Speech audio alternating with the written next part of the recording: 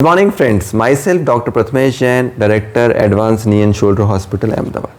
Today I will be talking about structure and anatomy of anterior cruciate ligament. So what is anterior cruciate ligament? The word anterior cruciate ligaments originate from the cruciate phenomenon, that is the cross. So there are two ligaments in the knee which crosses each other. The anterior one of which is called as the anterior cruciate ligament. That is, it crosses the posterior cruciate ligament in a cross fashion. So when you see from the front, these two ligaments cross each other like this. Now talking in the layman's terms, this is your thigh bone, this is your shin bone, and the joint between these two is the knee joint.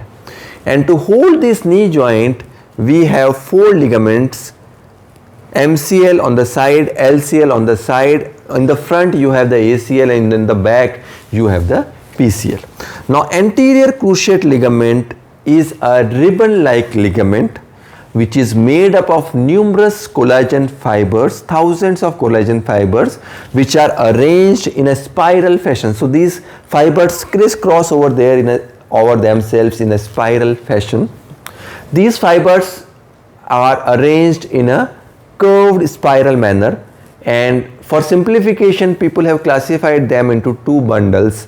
The fibers which are on the front are called as the anteromedial fiber. The fibers which are on the back are called as the posterolateral fibers. As far as the size and the structure is concerned, the length of the ligament is around 12 mm to 20 millimeters. The ligament is broad on the insertion. The ligament is broadest at the tibial insertion, where the insertion size can be between 52 to 55 millimeters.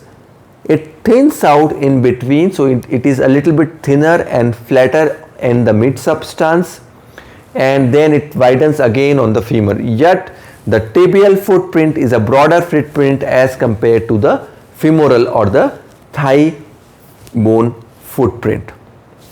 The tibial footprint is also a stronger footprint, so most of the tears of the ligament are either in the mid substance or from the femoral side. Now as we were discussing, the insertion on the tibia is a C-shaped insertion. So this is a great study by a Polish scientist, a Polish doctor Smigelski, which shows that the tibial insertion of the fibers is a C-shaped insertion.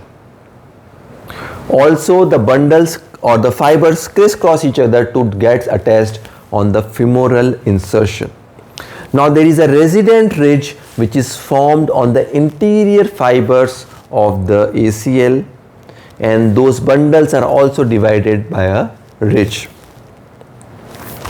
These ACL collagen fibers have mechanoreceptors which gives the proprioceptive function to the ligament as well.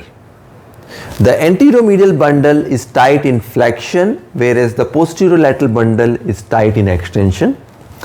The fibers constituting the anteromedial bundle will give a AP restraint. So this movement will be restrained by this AM bundle, whereas the PL bundle will give a side to side or a rotational stability. So friends, this was about the structure or the anatomy of the anterior cruciate ligament. If you have any more questions regarding anterior cruciate ligament structure or anatomy, I would like you to ask any questions on the comment box. Thank you.